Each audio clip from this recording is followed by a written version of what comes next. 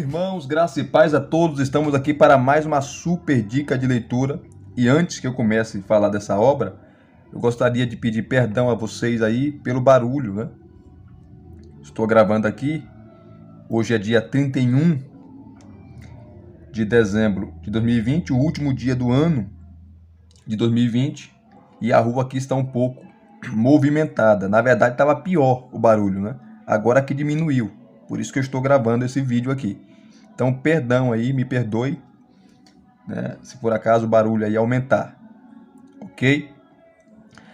Esse aqui é meu 13º comentário da carta de Paulo aos Romanos. Inclusive, eu estou numa série de exposições, sermões expositivos, na carta de Paulo aos Romanos. Não é fácil pregar expositivamente ou expor qualquer livro expositivamente, porque é muito trabalhoso, é árduo.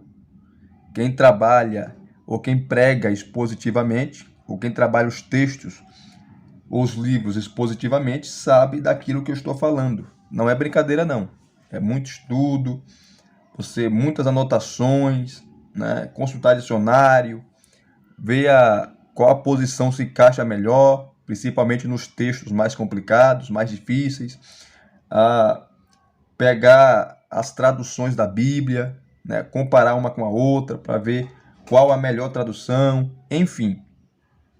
E esse comentário aqui, o comentário de Romanos, do Geoffrey B. Wilson.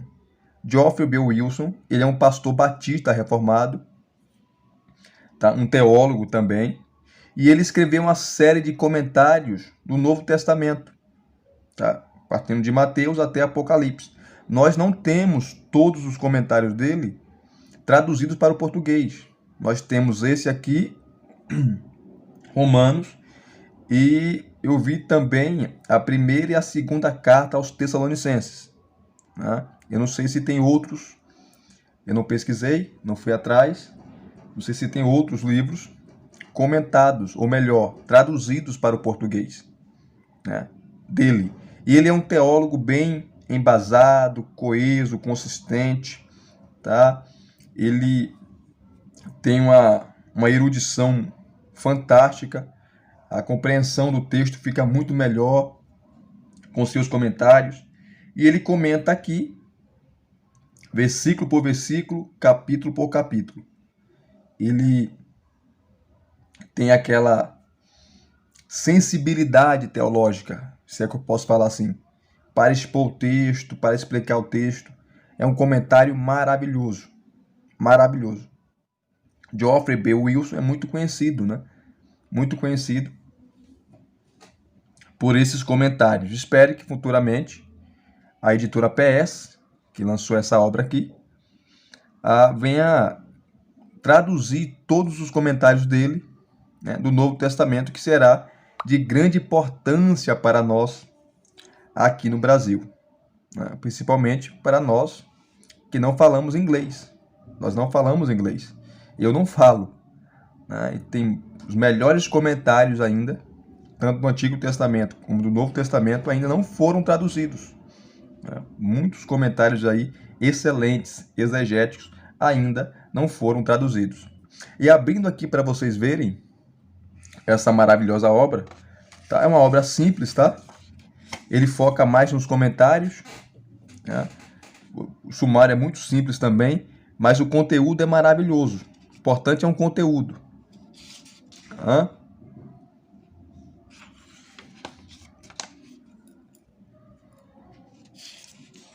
A primeira edição desse comentário, ou dessa série de comentário, foi em 1969. Tá? Ele está vivo ainda, ele nasceu em 1929, ele está com 91 anos. 91 anos. Geoffrey B. Wilson. Aqui está um índice, né? Muito simples o índice. O prefácio, introdução, a rápida introdução que ele dá, e os capítulos. Capítulo 1 ao capítulo 16, a bibliografia, 286 páginas. 286 páginas tem esse comentário. Vamos aqui. Está o prefácio, tá?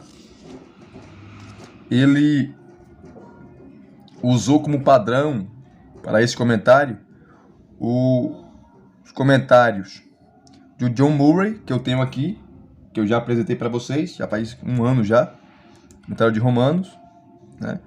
E Charles Hodge, eu também apresentei aqui para vocês o comentário dele de Romanos, né? Comentário clássico do grande professor lá no seminário de Princeton, Charles Hodge, e Robert Haldane também. São as referências dele. Tá? Aqui está a introdução. Ele não foca muito na data que essa carta foi escrita, o local que Paulo escreveu, porque outros comentários já falam sobre isso. Tá? Então ele não foca muito nisso. Ele foca mais no texto em si, na exposição dos versículos e dos capítulos. E aqui ele já começa no capítulo 1, versículo 1, já comentando. Paulo, servo de Jesus Cristo, Paulo, servo de Jesus Cristo, chamado para ser apóstolo, separado para o evangelho de Deus. Aí ele começa os comentários. Paulo, servo de Jesus Cristo. A palavra servo que Paulo usa aqui, no grego, é a palavra doulos, que tem um sentido de posse, porque o escravo naquela época, ele não tinha vontade própria. Ele não tinha vontade própria. A vontade dele estava presa à vontade do Senhor. Estava circunscrita à vontade do Senhor. Então, quando Paulo fala que ele é servo, ele é o doulos de Cristo, ele está falando que está falando e expressando a sua completa submissão ao senhorio de Cristo, conforme fala aqui o Wilson, né? O Geoffrey Wilson. Então, Paulo fala, ó, eu não tenho vontade própria. Minha vontade é a vontade de Cristo. Eu sou um escravo. Então, Paulo começa com um senso de humildade. Servo de Jesus Cristo. Depois ele passa para o senso de autoridade, chamado para ser apóstolo. E depois para o senso de responsabilidade, separado para o evangelho de Deus. Interessante, né? Então ele vai comentando aqui, ó, chamado para ser apóstolo. Deixa eu continuar. Separado para o evangelho de Deus. Deixa eu só aproximar a câmera para ficar um pouco melhor, né? Prontinho aqui.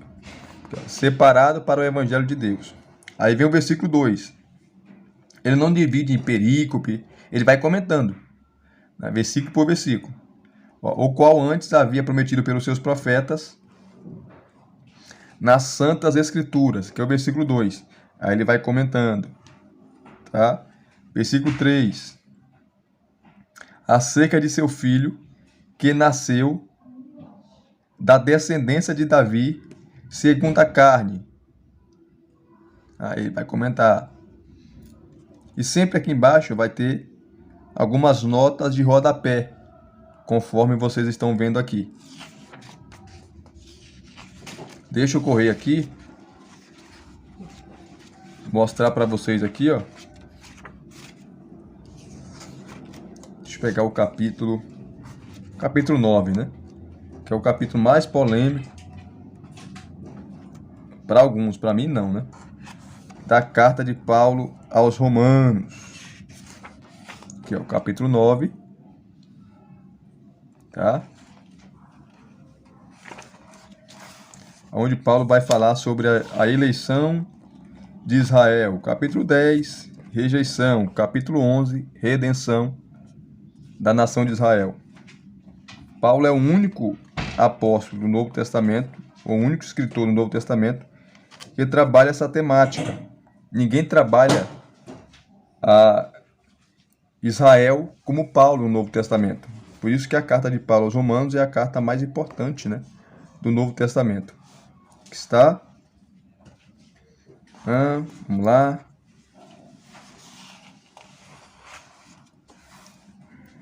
Versículo 6.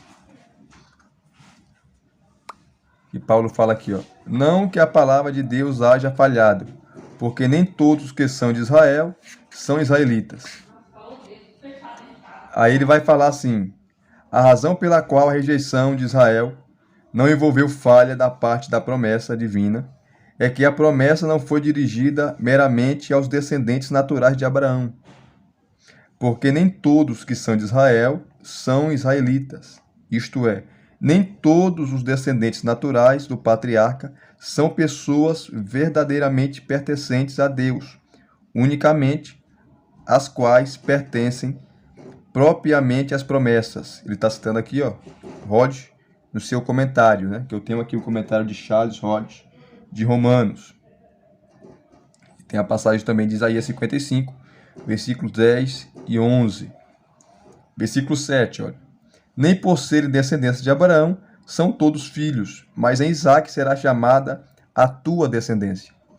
Descendência natural de Abraão não é garantia de parentesco espiritual com Abraão. São coisas distintas. Como nenhum judeu reclamava Ismael como seu progenitor, é evidente que este versículo se refere à eleição pessoal de Isaque, que é tipo de todos os crentes. Os verdadeiros filhos de Abraão são somente os que nascem da maneira de Isaque, pela palavra de Deus. Aqui ele cita os textos, lembrando que ele é calvinista, tá? O Geoffrey Wilson, ele é um calvinista. Versículo 8, mas é muito bem embasado, muito coerente os comentários dele. Isto é, não são os filhos da carne que são filhos de Deus, mas os filhos da promessa são contados como descendência. Todos os crentes são filhos da promessa, pois ele, como Isaque, nasceram ou se tornaram filhos de Deus, não em virtude de nascimento comum, mas em virtude da interposição especial de Deus. Ele cita aqui o Charles Hodge, né? Aí vi também comentários sobre o capítulo 4, versículo 19. Aí tem João, capítulo 1, versículo 13 e Gálatas. Aí ele vai comentando todo o capítulo 9, assim como ele faz com todos os capítulos, né? Aqui o versículo 9. Porque a palavra da promessa é esta: por este tempo virei e Sara terá um filho. Aí ele comenta aqui, ó, versículo 10. E não somente esta, mas também Rebeca, quando concebeu de Isaque, nosso pai. Versículo 11. Porque não tendo eles ainda nascido, nem tendo feito bem ou mal, para que o propósito de Deus, segundo a eleição, ficasse firme, não por causa das obras, mas por aquele que chama. Aqui é uma grande discussão, né? Se está tratando aqui a expressão que Paulo usa é a eleição incondicional, defendida pelos calvinistas, ou a eleição incondicional, que é a nação de Israel. Não do indivíduo Jacó, né? Mas sim a nação como um todo. Jacó representa um todo, ou representa a nação que ele é o patriarca. E Esaú representa os edomitas, os descendentes dele, que foram inimigos, né, de Israel. Há um grande debate sobre isso. E aqui ele comenta o versículo 11. Tá? O texto está falando de eleição. Isso é claro. Isso aí ninguém pode negar. Olha o versículo 12 aqui. Ó. Foi-lhe dito a ela: o maior servirá ao menor. Aí ele vai comentando. E assim sucessivamente, tá? Ele trabalha aqui toda a carta aos Romanos. Ele comenta versículo por versículo, capítulo por capítulo, de uma maneira coesa, consistente, uma maneira assim que se torna fácil a compreensão da carta aos Romanos. E é um comentário assim maravilhoso, eu sempre consulto ele. Muito bom comentário, muito bem embasado, não enrola muito, vai direto a um ponto, porque tem comentário que é muito extenso, o cara enrola demais, você às vezes acaba se perdendo ali no raciocínio. Geoffrey Wilson não, ele é objetivo. E se vocês gostaram de mais uma dica de leitura, deixe aqui nos seus comentários, deixe o seu joinha, o seu like. Se inscrevam no canal se você não é inscrito e acionem o sininho para receberem todas as notificações. Muito obrigado mais uma vez pelo seu carinho, pela sua atenção, pela sua disponibilidade. Divulgue esse canal para os seus amigos, para os seus colegas, para todos que gostam de bons materiais teológicos, para aqueles que gostam de obras acadêmicas de peso. Até os próximos vídeos.